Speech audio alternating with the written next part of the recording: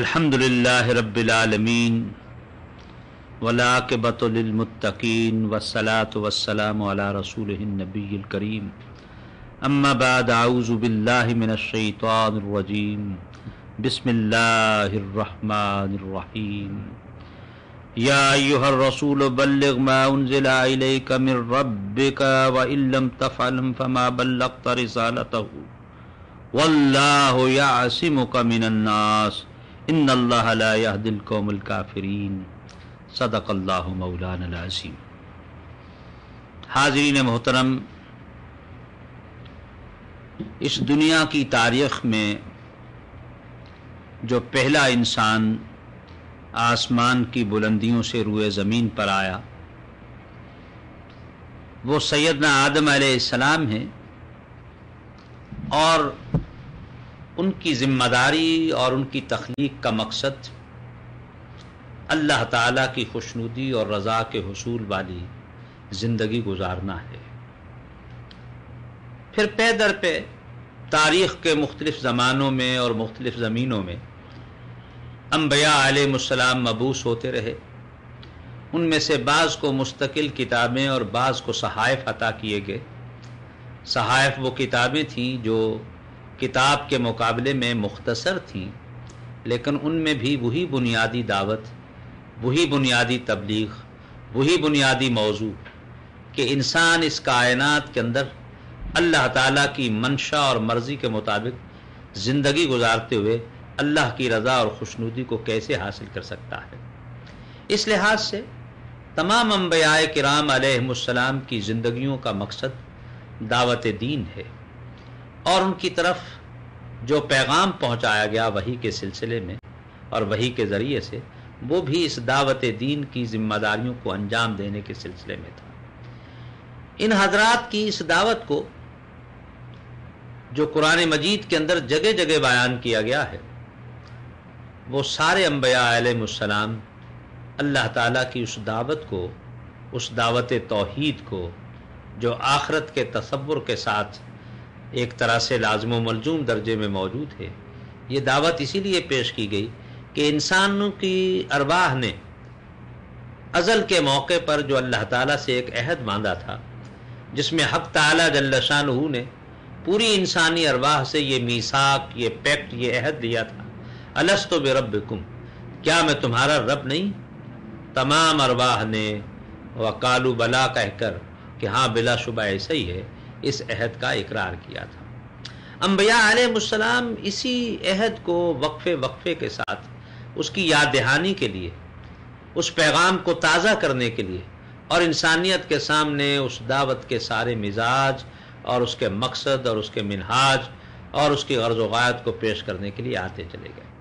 اس راستے میں انبیاء علیہ السلام نے بڑی تکالیف اٹھائی ہے۔ دعوت کا کام ایسا ہے جو کئی قسم کی آزمائشوں کو، کئی نوعیت کی اس کے راستے کے اندر دشواریاں پیش آتی ہیں۔ یہی وجہ ہے کہ قرآن مجید نے اس دعوت دین کو پیش کرتے ہوئے سورہ عصر جیسی مختصر صورت کے اندر وہ ساری بات بیان کر دی۔ والعصر ان الانسان لفی خسر الا الذین آمنوا وعملوا الصالحات وتواصوا بالحق وتواصوا بالصبر۔ اللہ تعالیٰ نے قسم کھا کر یہ بات کہی کہ انسان اس کائنات کے اندر ایک خسارے کی زندگی گزار رہا ہے، اور اس خسارے کی زندگی سے بچنے کے لیے جو 4 اقدامات اور مراحل ہیں ان کو پیش کیا گیا۔ پہلی بات تو یہ ہے کہ ایمان باللہ کے تقاضے پورے کیا جائے، اور اس تقاضوں کا شعور جو ہے وہ اعمال صالح کے ساتھ وابستہ ہے۔ پھر فرمایا کہ وہ لوگ جو اس دعوت حق کو دیں گے ان کو صبر کے ساتھ اور برداشت کے ساتھ کام لینا ہوگا۔ معلوم یہ ہوتا ہے کہ دعوت ایک ایسی چیز ہے کہ دنیا کی ساری طاغوتی قوتیں اور شیطانی قوتیں اس کے مقابلے میں آ کھڑی ہوتی ہیں، اور تاریخ کا کوئی دور ایسا نہیں ہے کہ یہ دعوت حق پیش کی گئی ہو اور زمانے کی ساری شر انگیز قوتیں جو تھیں وہ اس راستے کی رکاوٹ جو تھی اس کو پیدا کرنے کے لیے جمع نہ ہو گئی۔ اسی لیے یہ بات فرمائی گئی کہ یہ دعوت دین جو ہے یہ ایک طرف تو اعمال صالح کا تقاضا کرتی ہے، ایمان باللہ کا تقاضا کرتی ہے، ایمان مجمل اور مفصل کی تفصیلات ہمارے سامنے لاتی ہے، دوسری طرف اس کو پیش کرنے والے لوگوں کو یہ جان لینا چاہیے اس راستے کے اندر بہت سی رکاوٹیں پیدا ہوں گی، بڑی دشواریاں آئیں گی،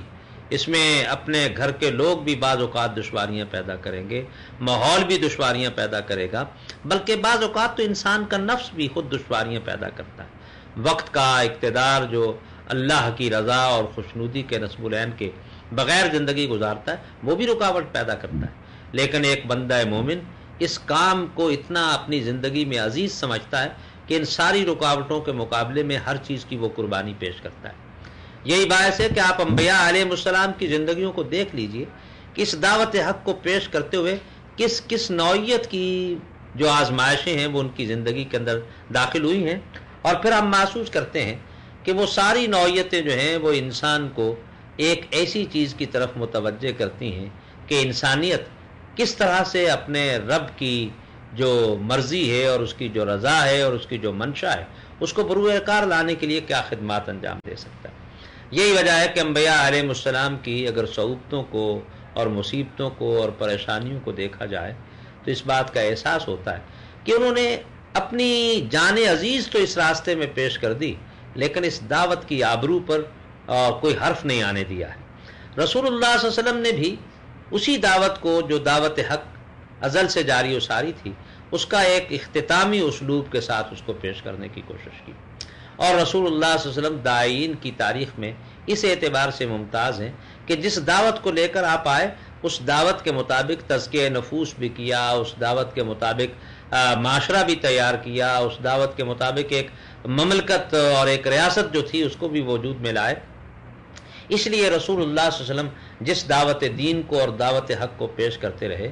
وہ اپنے مزاج اور اپنے منتہا کے اعتبار سے ایک کامل ترین دعوت ہے جس کا ہر پہلو جو ہے وہ ہمارے سامنے محفوظ ہے۔ اور پھر صحابہ رضوان اللہ اجمعین نے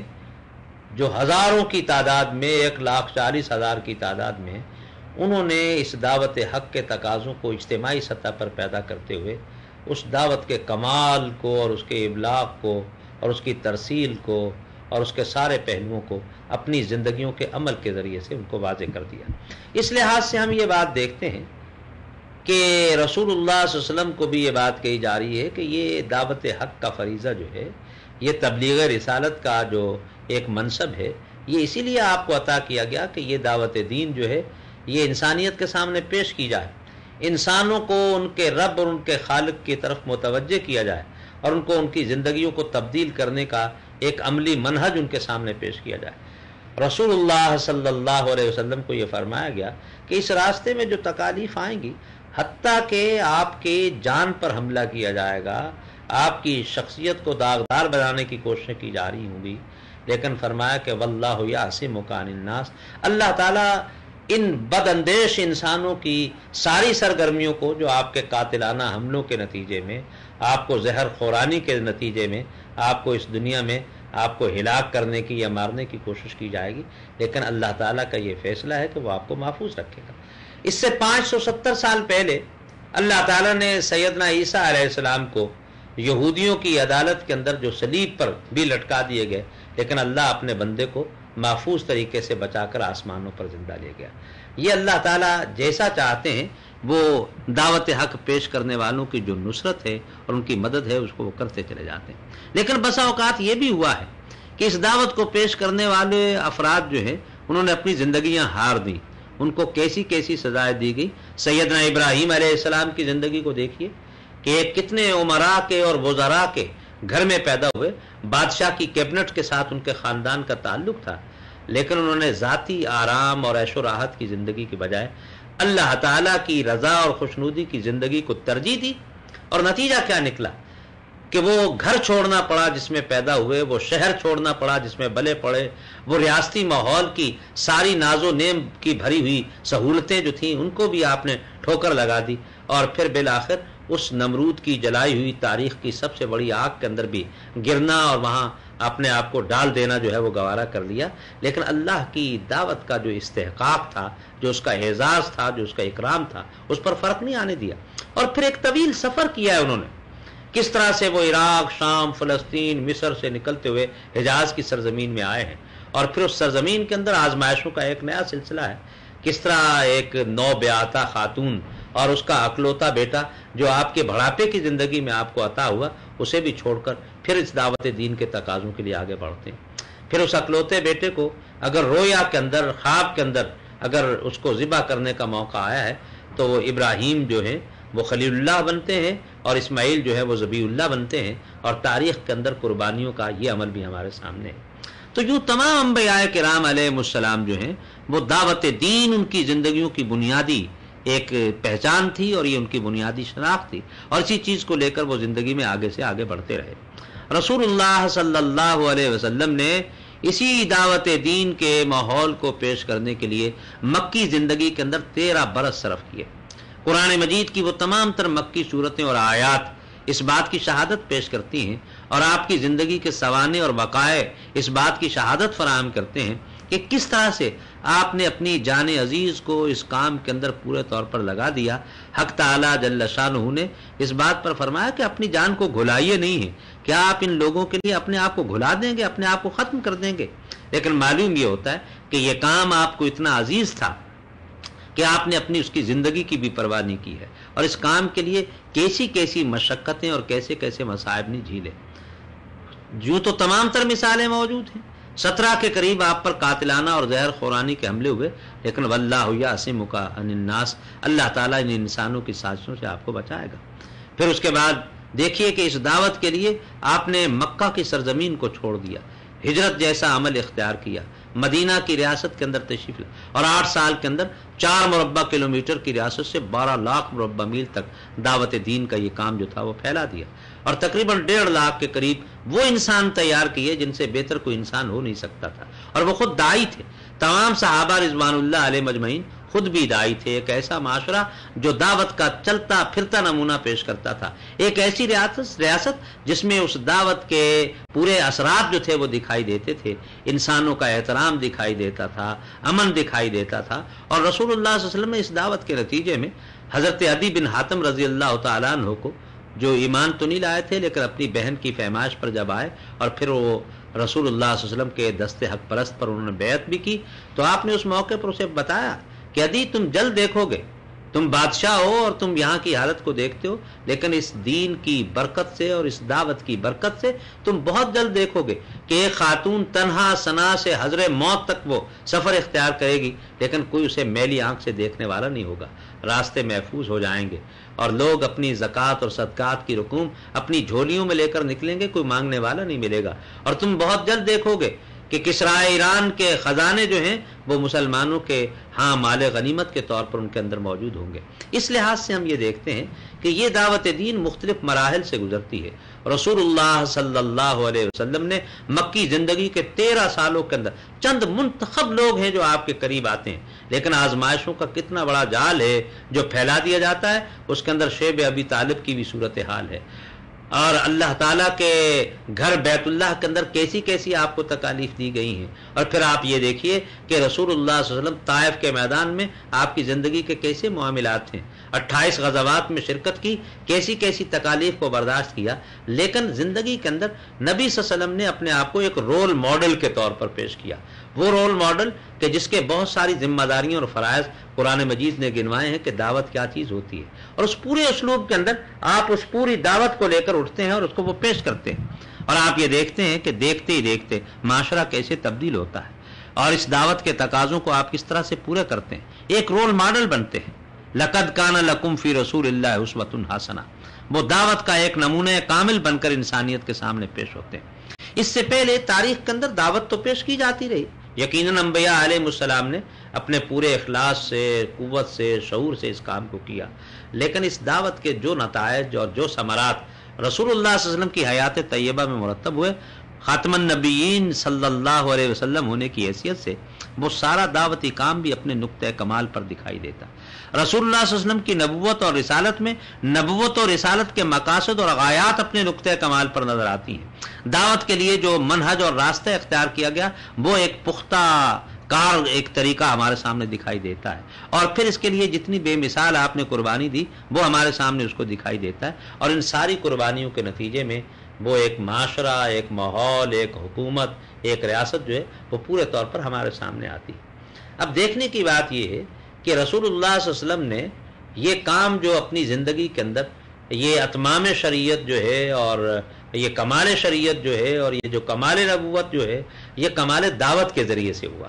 یہ سارا کارنامہ رسالت جو رسول اللہ صلی اللہ علیہ وسلم کی حیات طیبہ میں نظر آتا ہے بنیادی طور پر یہ دعوت کا کام ہے. اور حقیقت یہ ہے کہ ایک مسلمان کی زندگی میں سب سے قیمتی چیز خود دعوت ہے. وہ اپنی ذات کو بھی اس دعوت کا ایک مصداق بناتا ہے، اور جب تک اپنی ذات کو اس دعوت کا مصداق نہ بنایا جائے دوسروں کو دعوت دینے کا اسلوب پیدا نہیں ہو سکتا. یہ دعوت صرف یعنی لفظوں اور تحریر کے ذریعے سے نہیں، عمل کے ذریعے سے آگے بڑھتی ہے. رسول اللہ صلی اللہ علیہ وسلم نے اپنے عمل کے ذریعے سے صحابہ رضوان اللہ علیہ مجمعین کی جماعت تیار کی، اور ان حضرات نے اپنے عمل کے نتیجے میں 12 لاکھ مربع میل اور پھر خلافت راشدہ کے اندر تو 45 لاکھ مربع میل تک، اور پہلی صدی ہجری کے اختتام پر کیونکہ 110 ہجری تک تو خود صحابہ رضوان اللہ علیہ مجمعین کسی نہ کسی تعداد میں موجود رہے. دوسری صدی ہجری کا آغاز بھی صحابہ کا عہد جو تھا اس میں موجود تھا. اور آپ دیکھیے کہ دین کس تیزی کے ساتھ 65 لاکھ مربع میل پر دنیا کے 3 بر اعظموں کے کتنے وسیع و عریض علاقے پر وہ پھیلا ہوا دکھائی دیتا ہے. اس کے معنی ہیں کہ اس دعوت کے نشر کے لیے، اس کے استحکام کے لیے اور اس کی بقا کے لیے اپنی ساری قوتیں لگا دی جائیں. صحابہ رضوان اللہ علیہ مجمعین نے اپنے جان مال سب اس کام کے لیے لگا دیے. اور قرآن مجید کا مطالعہ کریں تو وہ دعوت بھی دیتا ہے کہ اللہ تعالیٰ نے تمہاری جانوں اور مالوں کا سودا کر رکھا ہے اس بدلے میں کہ تم ایک مجاہدانہ اسلوب کے ساتھ اس دعوت کے کام کو لے کر اٹھو. اور رسول اللہ صلی اللہ علیہ وسلم کی ختم نبوت کی برکت سے یہ کام اب امت کو تفویض ہوا ہے. اور قرآن مجید اس امت کو خطاب کر کے بات کرتا ہے کہ کنتم خیر امت اخرجت للناس تعمرون بالمعروف وتنہون عن المنکر، کہ تم اب وہ دنیا میں بہترین امت ہو جس کو ایک امت کے اجتماعی حیثیت سے اس کام کو لے کر اٹھنا ہے. اگرچہ آپ انفرادی طور پر بھی اپنی اصلاح کا کام کریں گے اور اپنے گھر والوں کا جو ایک تربیت کا نظام ہے اس کو جاری رکھیں گے، ان کو دعوت پیش کریں گے، اپنے اقربا کو اور اپنے عزیزوں کو یہ پیش کریں گے، اپنے ماحول کو پیش کریں گے. 4 سو کو بدل دینے کا ایک داعیہ جو ہے وہ انسان کی زندگی کے اندر پیدا ہوتا ہے. یہ دعوت اپنے آپ کو بدلتے ہوئے پورے ماحول کو بدلنے کا داعیہ اپنے اندر پیدا کرتی ہے. وہ دعوت جو انسان کی اپنے اندر کوئی تغیر اور تبدیلی نہ پیدا کرے اور ارد گرد کے ماحول کو اندر کوئی تغیر اور تبدیلی پیدا کرنے کا سلیقہ پیدا نہ کرے، وہ حقیقی معنوں میں دعوت نہیں ہے. یہ دعوت محض لفظوں کا نام نہیں ہے کہ اس کو لفظی اعتبار سے پیش کر دیا جائے. یہ دعوت تو از اول و آخر دعوت عمل ہے. دعوت فکر بھی ہے اور دعوت عمل بھی ہے. یہ فکر کے اعتبار سے بھی دعوت پختہ ہے اور عمل کے اعتبار سے بھی پختہ ہے. اس لحاظ سے پوری امت مسلمہ کی یہ ایک اجتماعی ذمہ داری ہے کہ وہ اپنے آپ کی تربیت کرتے ہوئے، اپنا تزکیہ کرتے ہوئے پوری انسانیت کا تزکیہ کرنے کے لیے تزکیے کے اجتماعی اسلوب کو اپنے سامنے رکھے. اپنی ذات کا تزکیہ کرنا جتنا ضروری ہے، پوری ماحول کا اور پوری امت کا تزکیہ کرنا بھی اسی طرح سے ضروری ہے. یہ اس لیے بھی دعوت انسان کی اپنی ذات کے ساتھ شروع ہوتی ہے. قرآن مجید انسانی نفس کے مختلف مراحل اور حالتوں کو پیش کرتے ہوئے یہ بات بتاتا ہے کہ یہ نفس امارہ جو تمہیں ہر گھڑی جہالت کے لیے آمادہ کرتا ہے، تمہیں اس کا محاسبہ کرنا چاہیے. اور یہ جو نفس لوامہ ہے، یہ جو انسان کی بشری کمزوریوں پر انسان کی ذات کے اندر خود احتسابی کا ایک جذبہ پیدا ہوتا ہے اور احساس پیدا ہوتا ہے، اس طریقے سے اپنی ذات کو محفوظ کرنا ہے اور نفس مطمئنہ کے درجے تک پہنچنا ہے. پھر اس ماحول کو دعوت دینا ہے. یہ دعوت جو ہے یہ ایمان کی زندگی اور ایمان کی بہار ہے. جو شخص دعوتی اسلوب کو زندگی میں اختیار نہیں کرتا، وہ دین کو ریچولز کے طور پر پیش کر رہا ہے. کچھ عقیدے کے اندر اس کا اظہار ہے، کچھ عبادات کر لی، لیکن ایک مکمل اسلامی زندگی کا نمونہ اور تصور اس کے ذریعے سے پیدا نہیں ہوتا. دعوت ہی دراصل وہ مکمل نمونہ انسان کے سامنے پیش کرتی ہے کہ انسان اپنے عقیدے کو کس طرح سے محفوظ کرے، شرک سے، فسق سے، فجور سے، معاصی سے، کبائر سے کس طرح سے وہ مجتنب رہے، اور کس طرح سے شک میں ڈال دینے والی چیزوں سے مجتنب رہے، اور کس طرح تقوی آمیز زندگی کو اس کائنات کے اندر گزارے اور اس کائنات میں زندگی گزارتے ہوئے دوسروں کے لیے ایک درس حیات پیدا کر دے. اس لحاظ سے یہ دعوت انسان کی زندگی جو ہے اس کو ایک سب سے قیمتی چیز ہے. بلکہ اگر غور کیا جائے تو امت مسلمہ کے پاس ایکسپورٹ کوالٹی کی ایک ہی چیز ہے اور وہ ان کی دعوت ہے، جسے وہ پورے اعتماد کے ساتھ پوری انسانیت کے سامنے پیش کر سکتے ہیں اور انہیں پیش کرنا چاہیے. وہ ختم نبوت کے باعث اب یہ امت جو ہے اس مشن کو لے کر آگے بڑھے گی جس کے لیے پہلے انبیاء علیہ السلام دنیا میں آیا کرتے تھے، اور رسول اللہ صلی اللہ علیہ وسلم نے اس دعوت کے مطابق پورا نظام جماعت تیار کر دیا، ایک پوری جماعت کھڑی کر دی اس کام کے لیے، اور پھر اس کے لیے ماحول اور معاشرہ اور ریاست پورے طور پر اس کے لیے قائم کر دیے۔ تو اب ہمیں یہ بات توجہ کرنا چاہیے کہ امت مسلمہ کے لیے یہ دعوت جو ہے یہ کس طرح سے آگے بڑھے، داعین کی صفات کیا ہوں۔ قرآن مجید کو اگر آپ پڑھیں تو مومنوں کی صفات جو جگہ جگہ نظر آتی ہیں، ہمیں سورہ المومنون کے اندر ابتدائی 11 آیات کے اندر، سورہ الفرقان کے اندر جو عباد الرحمن کی خوبیاں گنوائی گئی ہیں، یہ دراصل دعوت دین کو پیش کرنے والے لوگوں کے خصائص اور ان کے کردار کی مختلف جو کیفیات ہیں اس کو بیان کیا جا رہا ہے کہ ایک داعی کے اندر صفات کیا ہونا چاہیے، اس کی زندگی سراپا متحرک ہونا چاہیے، وہ خود دعوت کے عمل کے اندر ڈھلی ہوئی ایک شخصیت ہو، دوسرے اس کو دیکھیں تو اس کو کہنے کی ضرورت نہ پڑے، انہیں اندازہ ہو جائے کہ اسلام اور اسلام کا دعوتی نظام ایک فرد کی زندگی کے اندر کیا انقلاب برپا کرتا ہے، اس کی زندگی کو وہ کس طرح سے مکمل طور پر وہ تبدیل کر دیتا ہے، اور وہ ایک تبدیل شدہ شخصیت جو ہے وہ اپنے ماحول میں، اپنے معاشرے میں، اپنے ارد و گرد کی دنیا کے اندر کس طرح سے ایک انقلاب پورے طور پر وہ پیدا کرتی ہے۔ تو اس لحاظ سے اگر غور کیا جائے تو برادران اسلام، دعوت جو ہے یہ ایک مسلمان کی زندگی کا بنیادی تقاضا ہے کہ وہ اس دعوت حق کو سمجھے، اور دعوت حق کیا ہے؟ یہ کتاب و سنت کی سچی تعلیمات ہیں، اللہ کی کتاب بھی محفوظ ہے، اِنَّا نَحْنُ نَزَّلْنَا الذِّكْرَ وَإِنَّا لَهُ لَحَافِظُونَ۔ اس دعوت کی جو بنیادی سوچ ہے، جو اس کی بنیادی فکر ہے، جو اس کا بنیادی موضوع ہے، جو اس کی تشریحات ہیں، وہ ساری کی ساری قرآن مجید کے اندر موجود ہے۔ البتہ اس کی عملی توضیحات رسول اللہ صلی اللہ علیہ وسلم کے اسوہ حسنہ کے اندر موجود ہے۔ آپ کی حیات طیبہ کے وہ سارے وقائع دعوت دین کے اس مراحل کو پیش کرتے ہیں کہ آپ شبانہ روز اس دعوت کے عمل کو کیسے پیش کرتے تھے۔ وفود آ رہے ہیں، آپ دوسروں کے پاس جا رہے ہیں، اس پوری صورتحال کے اندر اگر دعوت کے راستے کے اندر رکاوٹیں پیدا کی گئی ہیں تو آپ نے مجاہدانہ سرگرمیاں بھی جاری رکھی، اور خود جہاد کو دنیا کے اندر دعوت کا ایک ذریعہ بنا دیا۔ تاریخ میں اس سے پہلے جنگ و جدل کے بڑے مظاہرے ہیں، رزمیہ زندگی کی بڑی تفصیلات ہیں، لیکن کبھی ایسا تو نہ ہوا تھا کہ اس باقاعدہ اس دعوت جہاد کو ایک مکمل دعوت اسلام بنا دیا جائے۔ تو اسلام تو اپنے ہر عمل کے اندر ایک دعوتی ماحول اور ایک دعوتی مزاج رکھتا ہے۔ تو یہ امت مسلمہ کی جو سرفرازی ہے، اس کی جو عظمت ہے، اس کی جو سبقت ہے، اس کی جو شان ہے اور اس کی جو شوکت ہے، وہ جس عمل کے ساتھ قائم ہوتی ہے وہ دعوت کا عمل ہے۔ دعوت کے عمل میں ڈھلنے والا آدمی ایک طرف تو خود اس کی اپنی اصلاح ہوتی ہے، اور اپنی اصلاح کے ساتھ ساتھ وہ دوسروں کی اصلاح کا ایک پیغام پیدا کرتا ہے، اور جو شخص اس بات کے لیے کوشش نہیں کرتا ہے وہ یقیناً وہ دین اور اسلام اور دعوت سے دور ہوتا چلا جاتا ہے۔ اس لیے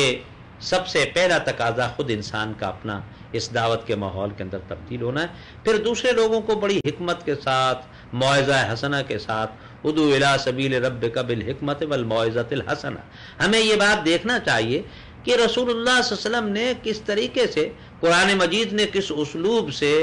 اور کس پورے طریقے کے ساتھ ہمیں اس دعوت کا مزاج سمجھایا ہے کہ یہ بات جو ہے اکھڑپن سے نہیں کرنا، بڑی حکمت، دعوت جیسی قیمتی چیز کو بڑے حکیمانہ اسلوب کے ساتھ پیش کرنا چاہیے۔ اور حکیمانہ اسلوب کیا ہے کہ مخاطب کی شخصیت کو سمجھیے کہ آپ کا مخاطب فرد ہے، ماحول ہے، کوئی ادارہ ہے، کوئی مملکت ہے، کوئی تہذیب ہے، کون ہے، اس کی جو اجتماعی نفسیات ہے اس کو پیش نظر رکھتے ہوئے اپنے دعوت کے کام کو سامنے رکھیں۔ اس لیے رسول اللہ صلی اللہ علیہ وسلم نے جن مختلف طبقات کو یا افراد کو یا قبائل کو دعوت پیش کی گئی ہے، ان کے مزاج کے اور ماحول کے اعتبار سے دعوتی سرگرمیاں اختیار کی گئی ہیں۔ جس موقع پر اور جہاں جہاں جس قسم کی نفسیاتی اسلوب کی ضرورت تھی، دعوت کے اندر آپ نے باقاعدہ اس منہج کو اختیار کرنے کی کوشش کی گئی۔ اس لحاظ سے امت مسلمہ کی کامیابی اس بات کے اندر ہے کہ وہ دعوت کے عمل کے اندر یعنی مبتلا رہے اور مصروف رہے۔ جو شخص دعوت کی زندگی کو اختیار نہیں کرتا اور بظاہر ایک نیکی کی اور پرہیزگاری کی زندگی بسر کرنے کی کوشش کرتا ہے، دراصل وہ دعوت کے ماحول کو نہیں سمجھا۔ دعوت انسان کی شخصیت کو محفوظ کرنے والی چیز ہے۔ انسان کے نفس میں اور شخصیت میں شر انگیزی کے جتنے پہلو ہیں ان کا تحفظ اور ان کا بچاؤ اس دعوت کے ذریعے سے ہو سکتا ہے۔ دعوت ہی ایک ایسی چیز ہے جو انسانوں کو ان ساری خرابیوں سے، ہر معصیت سے، ہر شر انگیزی سے محفوظ رکھتی ہے۔ یہ دعوت ہی انسانوں میں حلال اور حرام کا شعور پیش کرتی ہے، انسانوں کے سامنے معروف اور منکر کی بات رکھتی ہے، اور انہیں دعوت و ارشاد کے سارے اسالیب ان کے سامنے رکھتی ہے۔ پھر وہ اپنا مال ہو یا اپنی جان، اپنی اولاد ہو یا اپنا گھر بار، سب کچھ اس دعوت کی نظر کرتا چلا جاتا ہے، اور وہ حقیقی لذت حیات جو دعوت کے ساتھ وابستہ ہے اسے اپنی زندگی کے اندر اختیار کرتا ہے۔ آج ہم اس دعوت کا عقائد کے پہلو کو تو محسوس کرتے ہیں، اسی طرح سے ہم عبادات کے اندر بھی دعوتی زندگی کا اور اذکار کے اندر بھی اختیار کرتے ہیں، لیکن ایک پہلو اس دعوت کا ایسا ہے جو انفرادی اور اجتماعی سطح پر بہت تشنا ہے، اور وہ یہ ہے کہ معاملات کے اندر اس دعوت کے اسلوب کو کیسے پیش کیا جائے۔ دراصل اسلام تو ان ٹوٹو پوری زندگی کو بدلنا چاہتا ہے۔ یا ایھا الذین آمنوا ادخلوا فی السلم کافہ ولا تتبعوا خطوات الشیطان انہ لکم عدو مبین، پورے کا پورا داخل ہونا ہے، شیطان کی پیروی کسی مرحلے اور لمحے پر نہیں کرنا۔ لیکن آج چاروں جانب ہمارے ارد گرد جو دنیا پھیلی ہوئی ہے یہ شیطنیت کی دنیا ہے۔ یہ میڈیا اور یہ ٹیکنالوجی بڑی نعمتیں ہیں، لیکن اگر ان کو اللہ کی خوشنودی کے لیے استعمال نہ کیا جائے تو یہ میڈیا، یہ ٹیکنالوجی سب سے بڑا فتنہ بن جاتی ہے۔ اور آج یہ میڈیا اور یہ ٹیکنالوجی انسان کی مثبت افادیت کی بجائے ایک بہت بڑا فتنہ اور آزمائش کا درجہ اختیار کر چکی ہے۔ اجتماعی سطح پر لوگوں کے اخلاق بگڑ رہے ہیں، ان کا طرز عمل خراب ہو رہا ہے، ان کا بیہیویئر جو ہے اس کے اندر خیر کی بجائے شر انگیزی پیدا ہو رہی ہے۔ انسان حلال پر یقین پیدا کرنے کی بجائے حرام کی دنیا کے اندر منہ مارتا دکھائی دیتا ہے، اور ایک جانوروں جیسی زندگی جو ہے وہ گزرتی ہوئی دکھائی دیتی ہے۔ اس لحاظ سے آج کی دنیا کے اندر ایک طرف تو امت مسلمہ جو 1.5 ارب کی تعداد کے اندر ہے وہ مکلف ہے اس بات کی کہ وہ اٹھے اور اس دعوت دین کو دنیا کے اندر غالب کرے، پیش بھی کرے اور غالب بھی کرے۔ لیکن جو شخص اپنی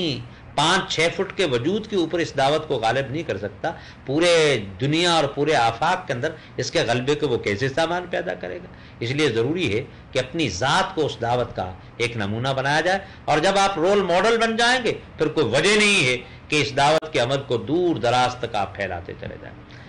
پھر اس دعوت کا ایک پہلو اور بھی ہے، اور وہ یہ ہے کہ اس دعوت کو کس طریقے کے ساتھ پیش کیا جائے۔ رسول اللہ صلی اللہ علیہ وسلم کی حیات طیبہ میں اور آپ کی دعوتی زندگی کے اندر وہ سارے اسالیب، وہ ساری ٹیکنیکس، وہ سارے طریقہ کار، وہ ساری حکمتیں پیش بھی کی گئی ہیں، ملحوظ بھی رکھی گئی ہے جو اس کے لیے ہونا چاہیے۔ لہذا ایک داعی کو رسول اللہ صلی اللہ علیہ وسلم کی سیرت کا اور اسوہ کا پورے طور پر مطالعہ کرنا چاہیے کہ آپ اس دعوت کو کیسے پیش کرتے تھے، اس دعوت کو کیسے سمجھتے تھے۔ اس کے لیے جو بنیادی علم ہے، اور یہ دعوت سب سے زیادہ تو خود قرآن مجید کے اندر ہے۔ اور قرآن مجید کیا ہے؟ قرآن مجید ایک کتاب دعوت ہے، اس کے علاوہ کچھ نہیں۔ قرآن مجید کوئی فلسفے کی کتاب نہیں ہے، اور نہ ہی یہ کوئی داستانی اور رزمیہ قصوں کی کتاب ہے، اور نہ ہی اس میں کچھ یعنی مختلف قسم کے جو احکام ہیں اور مختلف قسم کی جو تمثیلات ہیں وہ پہ، اگرچہ مختلف پیرایوں اور اسالیب کے اندر ان باتوں کو پیش کیا گیا، لیکن قرآن بنیادی طور پر دعوت کی کتاب ہے۔ اس دعوت کو اس لیے قرآن مجید اس دعوت کے 2 طبقوں کے اندر پیش کرتا ہے۔ ایک طبقات وہ ہے کہ جو اس ایمان کو قبول کرتے ہیں، اس دعوت کو قبول کرتے ہیں، اور ان کے لیے یا ایھا الذین آمنوا سے خطاب شروع ہوتا ہے، ان کے سامنے احکام بیان کیے جاتے ہیں، تعلیمات پیش کی جاتی ہیں، فرامین پیش کیے جاتے ہیں، اور وہ سارے شرعی قواعد اور ضوابط جو ایک انسان کی زندگی کے اندر تبدیلی پیدا کر سکتے ہیں ان کی تفصیلات پیش کی جاتی ہیں۔ اور دوسری طرف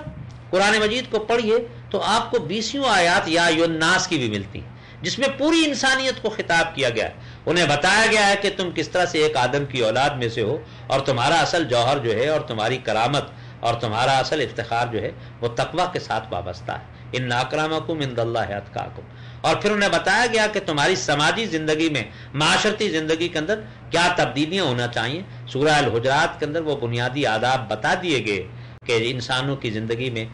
مختلف رویے کیا ہونے چاہیے، ایک دوسرے کے ساتھ تعلقات کی بنیادیں کیا ہونا چاہیے، لوگوں کی معاشرتی زندگی کی تعمیر کیسے ہونا چاہیے معاشرت میں ڈھلتے ہوئے۔ آج آپ دیکھیں کہ ہم دین کے دعوے دار ہیں اور دعوت دین کو پیش کرنا چاہتے ہیں، لیکن ہماری معاشرت جو ہے وہ اس دعوت دین کے ماحول کے اندر ڈھلی ہوئی دکھائی نہیں دیتی۔ سب سے زیادہ خرابی جو آج ہمیں نظر آتی ہے وہ ہماری معاشرت میں ہے۔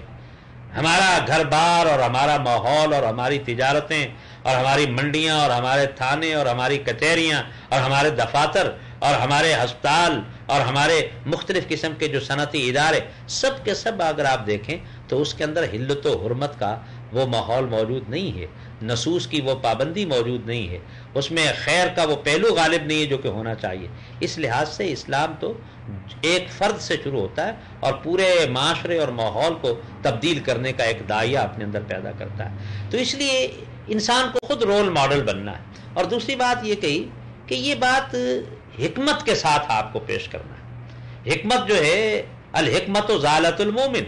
حکمت اور دانائی مومن کی گمشدہ معراج ہے۔ مسلمان اس بات کو تھوپتا نہیں ہے، اس بات کو دوسرے کے اوپر مسلط نہیں کرتا ہے، اس لیے کہ قرآن تو اس دعوت کو ایک اختیاری جذبے کے ساتھ پیش کرتا ہے۔ لا اکراہ فی الدین قد تبین الرشد من الغی فمن یکفر بالطاغوت ویؤمن باللہ فقد استمسک بالعروۃ الوثقی لا انفصام لها واللہ سمیع علیم۔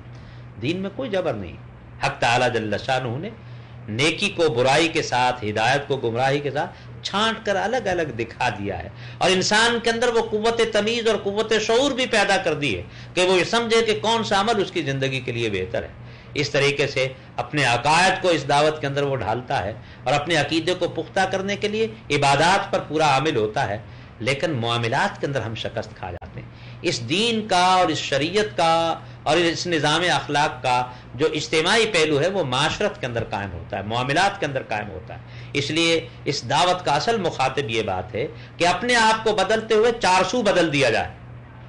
یا ایھا الذین آمنوا قوا انفسکم واہلیکم نارا، اپنے آپ کو بھی اللہ کی آگ سے بچانا ہے، اپنے گھر بار کو، اپنے اعزہ اور اقربا کو وہ بھی اللہ کی آگ سے بچانا ہے۔ جب تک ہم اس داعیے کے ساتھ کام نہیں کریں گے ہم آگے نہیں بڑھ سکتے۔ پھر یہ ہے کہ موعظہ حسنہ ہے، یہ دین کی دعوت جو ہے یہ کسی پر بوجھ نہیں ہے۔ قرآن مجید جو ہے یہ کوئی چیستان یا کوئی فلسفے کی کتاب نہیں ہے جس کے لیے کسی منطقی اسلوب کو پڑھنے کی ضرورت ہو اور اس کے ذریعے سے سمجھا جائے۔ اس لحاظ سے قرآن مجید تو ایک سادہ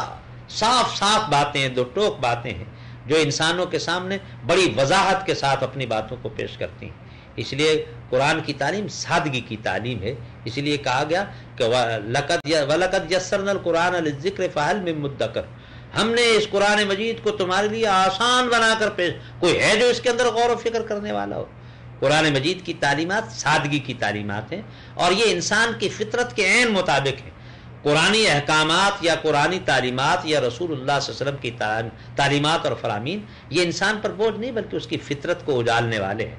اور یہ انسانوں کے ذہنی انتشار کو اور قلبی اضطراب کو ختم کر کے اس میں ایک ہماگیر تمانیت پیدا کرنے والے ہیں۔ آج پوری دنیا اس کے پاس مادی اسباب بھی ہیں، مالی اسباب بھی ہیں، آسائشوں کا ایک ریل پیل لگی ہوئی ہے، مختلف قسم کی سہولتوں کا ایک سیلاب آیا ہوا دکھائی دیتا ہے، لیکن اس کے باوجود بھی ہمارے ذہن مطمئن نہیں، ہمارا قلب جو ہے وہ مضطرب الحال ہے اور اس کے اندر کوئی طمانینت نہیں پائی جاتی۔ یہ تبھی ممکن ہے کہ اس دعوت کے کام کے اندر ہم لگ جائیں۔ ہر وہ فرد جو اس دعوت کو سمجھے اور اس کام کے اندر لگ جائے گا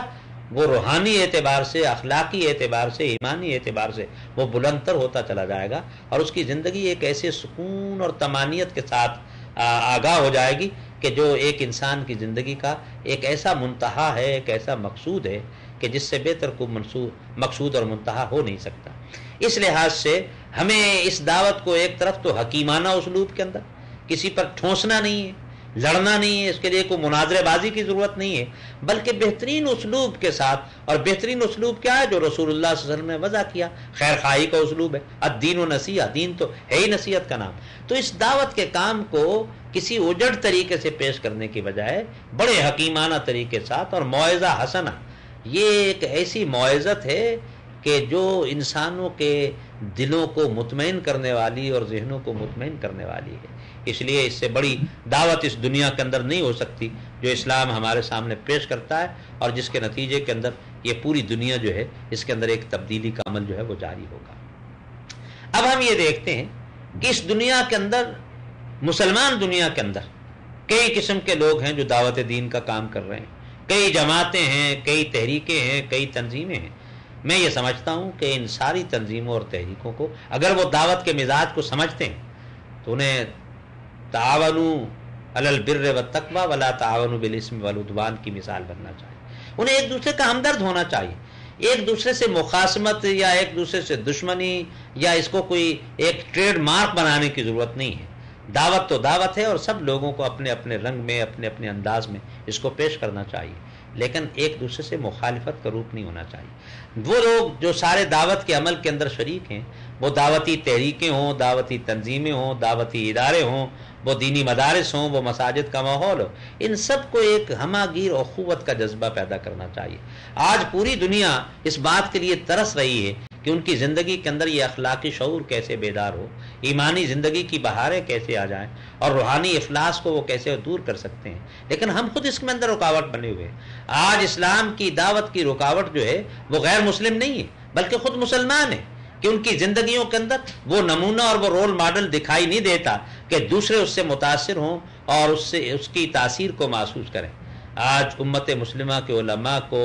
ان کے شیوخ کو، ان کے بزرگوں کو، ان کے اکابر کو ایک ایسے طرز فکر کو اپنانا ہے، اپنی شخصیات کو ایک ایسے راہ عمل پر چلانا ہے کہ جس سے محبتوں کے زمزمے بہیں، جس کے اندر انسانوں کے اندر ایثار اور محبت اور اخوت اور ہمدردی اور غمگساری، یہ سارے پہلو پیدا ہونا چاہیے انسان کے اندر، یہ سارے۔ اور دعوت کا کام جو ہے یہ خدمت کا بھی بہت زیادہ متقاضی ہے۔ اگر آپ رسول اللہ صلی اللہ علیہ وسلم کی حیات طیبہ پر نگاہ دوڑائیں تو ایک چیز بڑی نمایاں نظر آئے گی کہ آپ نے اس دعوتی میدان کے اندر خدمت خلق کا اسلوب اختیار کیا، اور اس میں کوئی تمیز پیدا نہیں کی کہ مسلمان ہیں تو ان کی خدمت کی جائے اور جو غیر مسلم ہے نہ کی جائے۔ آپ نے اس خدمت کو ہماگیر طریقے سے انسانوں کے سامنے پیش کیا، بلکہ بعض تو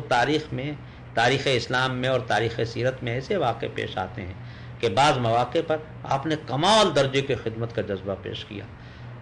یمامہ کے حاکم سمامہ جو تھے، سمامہ بن اسال رضی اللہ تعالیٰ عنہ، وہ مسلمان ہوتے ہیں لیکن کعبے میں ان کے طواف پر اعتراض کیا جاتا ہے، تو سمامہ کہتے ہیں کہ اچھا پھر آج کے بعد رسول اللہ صلی اللہ علیہ وسلم کی اجازت کے بغیر ہماری علاقے سے تمہیں کوئی گندم کا دانہ نہیں ملے گا۔ اور وہاں جب قید کی فضا مکہ میں پیدا ہوئی اور ان لوگوں نے جب دیکھا کہ کوئی جنس جو ہے یا گندم جو ہے وہ میسر نہیں آ رہی، تو رسول اللہ صلی اللہ علیہ وسلم کو درخواست کی کہ سمامہ بن اسال رضی اللہ تعالیٰ عنہ کو حکم دیجئے، ان سے فرمائش کیجئے کہ وہ گندم کی ترسیل جو ہے وہ نہ روکے اور ہم اس گندم کو آسانی کے ساتھ وہ درآمد کر سکیں اور اپنے قحط اور فاقے کی زندگی سے محفوظ رکھیں۔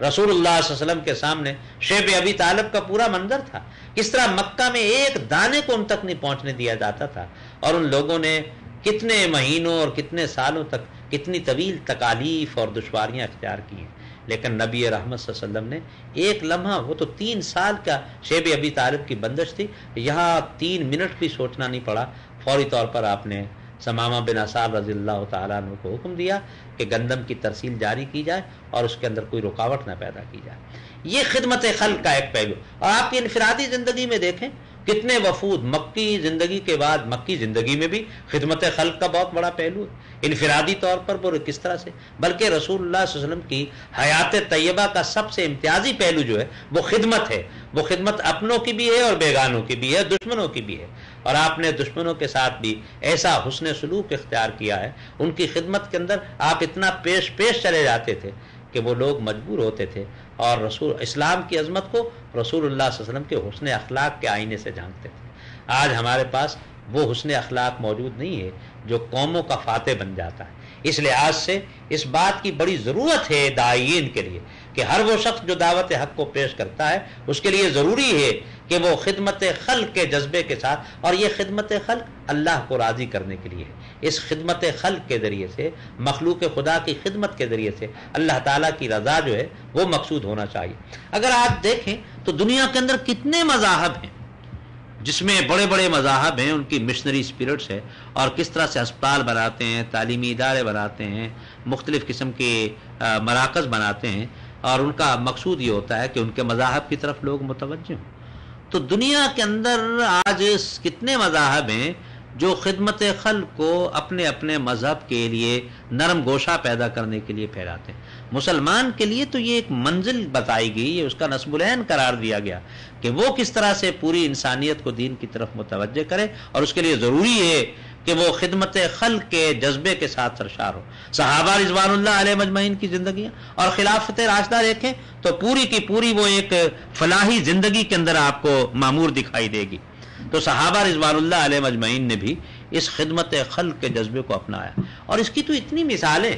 آپ سیرت صحابہ کو پڑھتے چلے جائیے، صحابہ اور صحابیات رضوان اللہ علیہ مجمعین، ان کی سیرتوں میں یہ خدمت کا جذبہ جو ہے آپ کو فراوانی کے ساتھ ملے گا۔ آج ہمیں ضرورت ہے کہ ہم خدمت کے اس تصور کو دعوت دین کی مضبوطی اور استحکام کے نقطہ نظر سے استعمال کریں، اور یہ خدمت دلوں کو گھر کرتا ہے۔ بسا اوقات بڑے سے بڑا نظریہ اور بڑے سے بڑی گفتگو جو ہے وہ آدمی پر اثر نہیں پیدا کرتی، جو خدمت کا ایک تصور جو ہے وہ دوسروں کا دل موہ لیتا ہے اور اس کے دل کے اندر ایسی جگہ پا لیتا ہے کہ جس سے ان باتوں کو سمجھنا پھر آسان ہو جاتا ہے۔ اس لحاظ سے سیرت نبوی کا اگر ہم مطالعہ کریں اور سیرت صحابہ کا اگر ہم مطالعہ کریں تو یہ اندازہ ہوتا ہے کہ دعوتی مشن کے اندر اور دعوتی اسلوب میں انہوں نے خدمت خلق کے جذبے کو بہت زیادہ اختیار کیا۔ اگر آپ سورہ توبہ کے اندر صدقات اور زکوٰۃ کے مصارف کو دیکھیں تو اس کے اندر سوچئے یہ مؤلفۃ القلوب کیا ہے، یہ دلوں کی تلافی کن لوگوں کی جا رہی ہے؟ وہ جو لوگ نئے نئے دین میں آئے ہیں یا دین میں شامل ہو جانا چاہتے ہیں، ان کے لیے کس طرح سے تالیف قلب کے سامان اس کے حوالے سے پیدا کیے۔ اس لحاظ سے اگر آپ غور کریں گے تو دعوت دین کا خدمت خلق کے ساتھ ایک بڑا گہرا تعلق ہے۔ ہمیں ایسے ادارے بنانا چاہیے جو معاشرے کی محرومیوں کو دور کر سکیں، انسانوں کی شخصی ناداری کا ایک مداوع کر سکیں، اور کوئی بچہ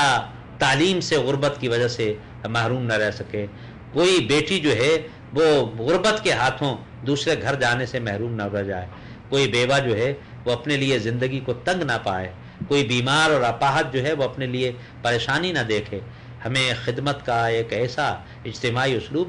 مسلمانوں کی ریاست بھی خدمت کے جذبے میں، فلاحی ریاست کے جذبے میں ڈھلی ہوئی ہو اور افراد بھی ایسا کریں۔ اگر ہم اس راز کو جو رسول اللہ صلی اللہ علیہ وسلم نے دعوت اور خدمت خلق کے حوالے سے پیش کیا ہے اس کو سمجھ جائیں تو پھر آپ دیکھیں کہ دعوت دین کا وہ کام جو اس وقت یوں کہیے کہ بڑی آہستہ روی کے ساتھ چل رہا ہے، اس کے اندر بہت تیزی پیدا ہو جائے گی، قوت پیدا ہو جائے گی، سرعت پیدا ہو جائے گی، اثرات بڑی تیزی کے ساتھ پیدا ہونا شروع ہو جائے گی۔ اس لحاظ سے ایک پہلو یہ بھی ہے کہ داعین کو اس خدمت کے جذبے کے ساتھ پورے طور پر شناسا ہونا چاہیے اور اس کا انہیں شعور ہونا چاہیے۔ دعوت دین کے حوالے سے کچھ باتیں اور بھی ہیں کہ یہ دعوت جو ہے یہ مسلمانوں کے معاشرے کے ہر طبقے کا یہ ایک حصہ ہے۔ تاجر اپنے طور پر یہ کام کریں، ڈاکٹرز اپنے طور پر کام کریں، انجینئرز اپنے طور پر کام کریں، اور مالیاتی اداروں کے مینیجرز اپنے طور پر کام کریں، اور جو مختلف زندگی کے شعبہ حیات ہیں وہ اپنے طور پر کام کریں، حتیٰ کہ عورتیں عورتوں میں کام کریں، مرد مردوں میں کام کریں، اور نوجوان نوجوانوں میں کام کریں۔ کوئی شعبہ حیات ایک اسلامی معاشرے کا ایسا نہیں ہونا چاہیے جو دعوت دین کے جذبے سے خالی ہو۔ خاص طور پر آج دنیا کے اندر 200 کے قریب جو ملک پائے جاتے ہیں ان کے اندر 4.5 ارب آبادی ایسی ہے جو دین کے حقیقی تصور سے ناآشنا ہے۔ ہمیں ان کے سامنے اس دعوت کو پہنچانا ہے۔ اس کے لیے بڑا ضروری ہے کہ جتنے ذرائع ہیں رسول اللہ صلی اللہ علیہ وسلم نے اپنی حیات طیبہ میں اپنے زمانے کے ماحول کے مطابق دعوت کے سارے ذرائع اختیار کیے۔ خلافت راشدہ کے اندر ان ذرائع کے اندر اضافہ ہوا، ماں بعد کی صدیوں کے اندر اور بھی زیادہ ہوا۔ ایسے اوقاف بنائے گئے، ایسے وقف ہوتے تھے جو دین اور دعوت دین کے کاموں کو آگے بڑھانے کے لیے استعمال ہوتے تھے۔ آج بھی ضرورت ہے کہ ایسے اوقاف اور ایسے ٹرسٹ بنائے جائیں جو دعوت دین کے کام کو آگے لے جانے والے موجود ہیں۔ اس لحاظ سے اس دعوت دین کا ایک پہلو وہ بھی ہے جو مختلف ممالک کے اندر مسلمان جو گئے ہوئے ہیں ان لوگوں کو اجتماعی طور پر ایک تو ان مملکتوں کے قانون کا بڑا احترام رکھنا چاہیے، اور احترام رکھتے ہوئے خدمت خلق کا اور ایک فلاحی معاشرے کی جد و جہد کا ایسا رول ادا کرنا چاہیے کہ وہ وہاں احترام کی نظروں کے ساتھ دیکھے جائیں، اور پھر یہ لوگ وہاں پر وہ یہ کام کریں۔ سارے ممالک جن کے اندر کے مختلف ملکوں کے لوگ مختلف کاروبار کے سلسلے میں، ملازمتوں کے سلسلے میں، تجارتی سلسلے میں، سفارتی سلسلے میں، انتظامی سلسلے میں، معاشی تگ و دو کے نتیجے میں مختلف قسم کی ورکشاپ اور صنعتوں کے اندر کام کرنے کے لیے مزدوری اور کے اعتبار سے ان سب لوگوں کو اسلام کا سفیر ہونا چاہیے۔ مسلمان کی شان یہ ہے کہ وہ جہاں اور جس ماحول میں ہو وہ ایک داعی ہو اور وہ اسلام کا سفارتکار ہو، اور یہ سفارتکاری علمی سطح پر بھی مکمل ہونا چاہیے۔ ہمیں قرآن مجید کا پورا علم ہونا چاہیے، رسول اللہ صلی اللہ علیہ وسلم کی سنت اور آپ کے اسوہ کا پورا علم ہونا چاہیے، اللہ کی کتاب کو باقاعدہ پڑھنے والے ہوں، رسول اللہ صلی اللہ علیہ وسلم کی سنت جو احادیث مبارکہ کے اندر محفوظ ہے اس کو ہم جاننے والے ہوں۔ اس کے لیے بڑا ضروری ہے کہ یہ دعوت قرآن چونکہ دعوت اس کا مرکزی مضمون ہے، اور اس لیے قرآن مجید نے اس دعوت کو، اس کے پروگرام کو، اس کی نشر و اشاعت کو کس درجے اہمیت دی ہے۔ سینکڑوں آیات ہمارے سامنے موجود ہیں، دعوت پر دنیا میں بہت کچھ لکھا جا رہا ہے، اور آج تو دنیا کی جو دعوتی تحریکیں اور تنظیمیں سینکڑوں کی تعداد کے اندر موجود ہیں، غیر مسلم ممالک کے اندر بھی موجود ہیں، مسلمانوں کے ملکوں کے اندر بھی موجود ہیں، بعض ملکی سطح کا کام کر رہی ہیں، بعض علاقائی سطح کا کام کر رہی ہیں، اور بعض جو ہیں گلوبل لیول پر ایک عالمگیر سطح کا کام کر رہی ہیں۔ جو تنظیم یا تحریک یا حلقہ اس دعوت دین کا کام کر رہا ہے، اس کے لیے لازم ہے کہ اس دعوت کو وہ تعصب کا ذریعہ نہ بنائے، اور یہ نہ سمجھے کہ کوئی میری منوپلی ہے اور میری کوئی اسپیشلائزیشن ہے۔ یہ کام تو پوری امت کا ہے۔ رسول اللہ صلی اللہ علیہ وسلم اس دعوت کے کام کو کسی ایک فرقے یا کسی ایک خاص گروہ کے ذمہ نہیں، پوری امت کے ذمہ دے کر گئے، اور یہ دعوت خود امت پن کو پیدا بھی کرتا ہے۔ اس لحاظ سے دعوتی میدان کے اندر ہمیں سوچ بچار کرنا چاہیے۔ پھر دعوت کے اندر ایک تنظیمی شعور بھی ہونا چاہیے۔ انفرادی طور پر بھی دعوت پیش کر سکتے ہیں، لیکن اسلام تو سمع و طاعت کا دین ہے، ہمیں ایک نظام جماعت کے اندر آنا چاہیے۔ اسلام جس دعوت کے نظام کو پیش کرتا ہے وہ ایک ایسا معاشرہ تعمیر کرنا چاہتا ہے جو معاشرہ سمع و طاعت کی حدود کے اندر باقاعدہ جکڑا ہوا ہو، اس کے اندر اس کی پرورش ہو رہی ہو۔ اس لحاظ سے بڑی ضرورت ہے کہ ہم دعوتی اسلوب کو امت پن کے حوالے سے پیش کریں، اور پورا نظام جماعت جو ہے اس کی پشت پر وہ کھڑا ہو، اور ہمیں ایک خاص ترتیب سے اور خاص جد و جہد کے ذریعے سے اس کام کو پھیلانے کی ضرورت ہے۔ حقیقت یہ ہے کہ آج کے زمانے میں جو دعوتی ذرائع اور وسائل پیدا ہو چکے ہیں وہ پرانے زمانوں اور گزشتہ صدیوں کی نسبت بہت مؤثر ہیں۔ ہم چاہیں تو اس دعوتی ٹیکنیکس کو اجتماعی سطح پر استعمال کر سکتے ہیں۔ اس کے لیے کیسٹس ہیں، آڈیو کیسٹس ہیں، اس کے لیے ویب سائٹس ہیں، ای میلز ہیں، اسلامک چیٹنگ بھی اس کے ذریعے ہو سکتی ہے، تحریریں چھپ رہی ہیں، میگزینز ہیں، رسائل ہیں، ریسرچ جرنلز ہیں، اور طرح طرح کی چیزیں دنیا کے اندر پھیلی ہوئی ہیں۔ تو آج دنیا کے اندر دعوت کے جتنے وسائل پیدا ہو چکے ہیں، حقیقت یہ ہے کہ یہ ناشکر گزاری ہوگی کہ ہم ان وسائل کو استعمال نہ کر سکیں، اور اللہ نے یہ دنیا اور یہ وسائل پیدا ہی اس لیے کیے ہیں کہ اپنے جائز زندگی کے اخراجات کے بعد یہ سب کچھ دعوت دین کے اندر صرف ہو جائے، اور اگر انسان کو شعور ہو تو اس کائنات میں اس سے بڑی کوئی اکنامک انویسٹمنٹ نہیں، اس لیے کہ اکنامک انویسٹمنٹ بعض 6 مہینے کا فائدہ دیتی ہے، سال کا دیتی ہے، 5 سال کا دیتی ہے، ایک نسل کا فائدہ دیتی ہے۔ یہ جو دعوت دین کی انویسٹمنٹ ہے یہ تو انسان کی زندگی ہیئر اینڈ ہیئر آفٹر کے اندر بھی کام آنے والی چیز ہے۔ یہ ایک ایسا تصور ہے جو انسانوں کو ایک پائیدار، ایک آفاقی تصور ان کے سامنے پیش کرتا ہے۔ تو اس لیے برادران اسلام، ایک پہلی بنیادی بات تو یہ ہے کہ دین کیا ہے؟ یہ از اول تا آخر ایک دعوت ہے۔ یہ ایک دعوت فکر بھی ہے، دعوت عقیدہ بھی ہے، دعوت عمل بھی ہے۔ اس کو اپنی ذات سے اس کا آغاز ہونا چاہیے، اور ہماری مسئولیت ہے الا کلکم رائن و الا کلکم مسئول عن رعیتہ۔ ہم جس دائرے کے اندر موجود ہیں، جن دفاتر کے اندر ہیں، جن تحریکوں کے اندر ہیں، جن تنظیموں کے اندر ہیں، جن ایسوسیشنز کے اندر ہے، ان سب کے اندر یہ ہماری ذمہ داری اور مسئولیت ہے کہ وہ لوگ جو ہمارے ساتھ متعلق ہیں ان کی کردار سازی، ان کے اخلاق کو بہتر بنانا، ان کی سیرت سازی کا کام کیا جائے۔ اور دعوت تو خیر کی چیز ہے، اور اس دعوت کے علم کو لے کر اٹھنا ہے، اور مسلمانوں کو مکلف بنایا گیا ہے۔ هو الذی ارسل رسولہ بالہدی ودین الحق لیظہرہ علی الدین کلہ، کہ اس دعوت حق کو، اس دین حق کو پوری دنیا کے اوپر غالب کرنا ہے۔ 4.5 ارب انسان دنیا کے 193 ممالک کے اندر وہ بکھرے ہوئے ہیں، جن کو ضرورت ہے کہ یہ دعوت دین پیش کرے۔ اگرچہ اس میں کوئی شک نہیں ہے کہ اس دعوت دین کو کتابوں اور پیمفلٹس اور تحریروں کے ذریعے بھی پیش کرنا چاہیے، اس دعوت دین کو خطبات اور مذاکرات کے ذریعے سے بھی پیش کرنا چاہیے، اس دعوت دین کے لیے مراکز بنانے چاہیے، اکیڈمیز بنانے چاہیے، تنظیمیں بنانا چاہیے۔ لیکن حقیقت یہ ہے کہ اس دعوت دین کے لیے سب سے بنیادی کام یہ ہے کہ ہم اس رول ماڈل کو اپنے سامنے رکھیں جو رسول اللہ صلی اللہ علیہ وسلم کے اسوہ حسنہ کی صورت میں ہے، اور اسی کے حوالے سے آگے بڑھنے کی کوشش کریں۔ یقین جانیں کہ جس طرح مچھلی پانی کے بغیر زندہ نہیں رہ سکتی، اسی طرح سے ایک مسلمان اس دعوت کے کام کے بغیر زندہ نہیں رہ سکتا۔ یہ ہمارے دلوں کی غذا ہے، ہمارے ذہنوں کی ضرورت ہے، اور ہماری اس دنیا کی بھلائی اور آخرت کی بھلائی اس کے ساتھ وابستہ ہے۔ اس لیے اس کام کے اندر مردوں کو، پڑھے لکھے لوگوں کو، خواتین کو، ہنرمندوں کو، ڈاکٹرز کو، انجینئرز کو، مینیجرز کو، معلموں کو، علماء کو، سب کو اس کام کے اندر لگ جانا چاہیے۔ میں آخر میں اپنے علماء دین سے یہ بات گزارش کروں گا، یوں تو دعوت دین پورے مسلمانوں کے ایک ایک فرد کی ذمے اس کی مصولیت اس کو پھیلا ہے۔ لیکن رسول اللہ صلی اللہ علیہ وسلم نے علماء کو تو اپنا ورثہ قرار دیا ہے۔ العلماء ورثۃ الانبیاء، انبیاء علیہ السلام کی وراثت جو ہے وہ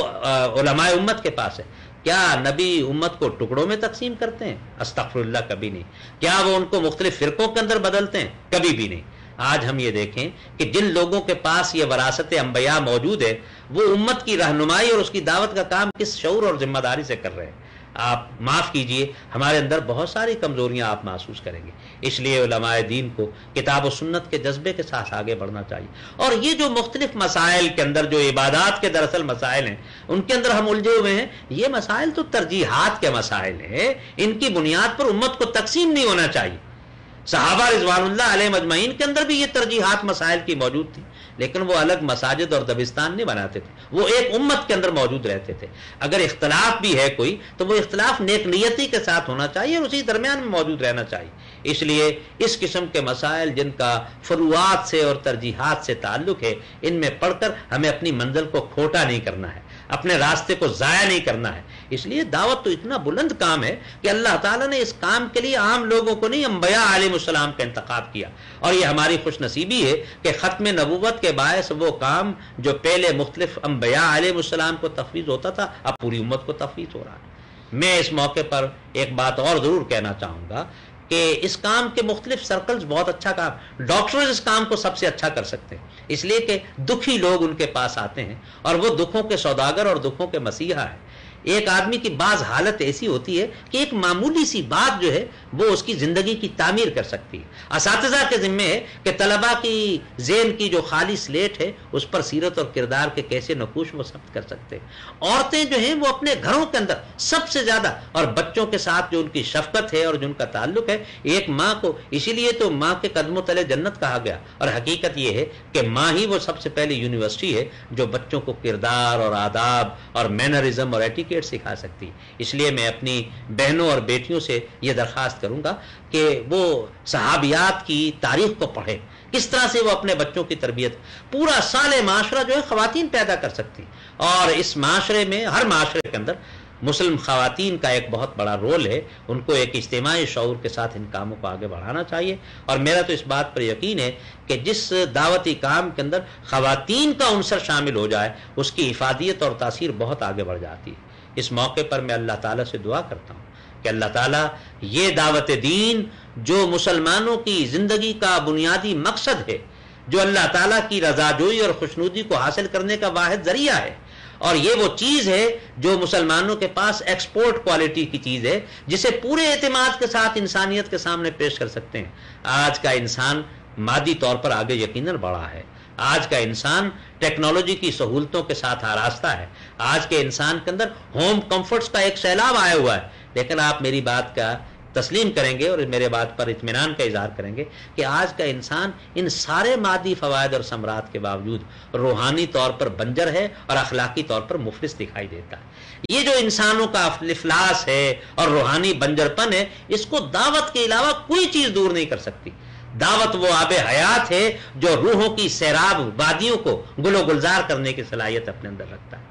اور یہ سب سے بڑی لذت والی چیز ہے۔ اگر اس میں لذت نہ ہوتی تو انبیاء علیہ السلام اس کے لیے جانیں نچھاور نہ کرتے، قید خانوں کو اختیار نہ کرتے، اپنے خون کی قربانیاں نہ دیتے، اپنے وطن کو چھوڑ کر دور دیش کے سفر اختیار نہ کرتے، ہجرتیں اختیار نہ کرتے۔ یہ مسلمان امت کا دعوت وہ ورثہ ہے جو کل بھی ان کی بنیادی دولت تھی، آج بھی بنیادی دولت ہے اور کل بھی ہوگی۔ آئیے ہم قرآن مجید جو اس دعوت کی بنیادی کتاب، اور محمد الرسول اللہ صلی اللہ علیہ وسلم کی سیرت جو اس دعوت کا عملی قالب اور ایک نمونہ کامل ہے، ان دونوں روشنیوں کو سامنے رکھتے ہوئے اپنے ماحول کی تاریکیوں اور ظلمتوں کو دور کریں اور اپنی زندگی کی بنیادی ترجیحات کے اندر اس کو شامل کریں۔ معاش مسلمان کی زندگی میں شرعی تقاضا ہے، حلال و حرام کے شعور کے ساتھ اسے حاصل کرنا چاہیے، لیکن یہ ہماری زندگی کا نصب العین نہیں ہے۔ معقول ذریعہ زندگی اختیار کرنا شریعت کا تقاضا ہے، ہمیں کرنا چاہیے، لیکن اس تقاضے کو پورا ہونے کے بعد پھر اپنی ساری صلاحیتیں، اپنے پورے جذبے نچھاور کر دینا چاہیے اس کام کو جو کام اس امت کے ذمے تفویض کیا گیا ہے، جسے کنتم خیر امۃ اخرجت للناس قرار دیا گیا، اور اخرجت للناس ہیں، پوری انسانیت کے ہم مکلف ہیں۔ آج دیکھیے 3/4 دنیا جو ہے وہ اس دعوت دین سے محرومی کی زندگی بسر کر رہی ہے۔ آئیے ان کے پاس اس دعوت کو جو کامل ترین اور محفوظ ترین شکل میں ہمارے پاس موجود ہے، خدمت خلق کے جذبے کے ساتھ اور انسانوں کی بھلائی کے تصور کے ساتھ ہم آگے بڑھیں اور اس دعوت کو خود سمجھیں، اور اس کو سمجھنے کا طریقہ بھی اس کا کام کرنا ہے۔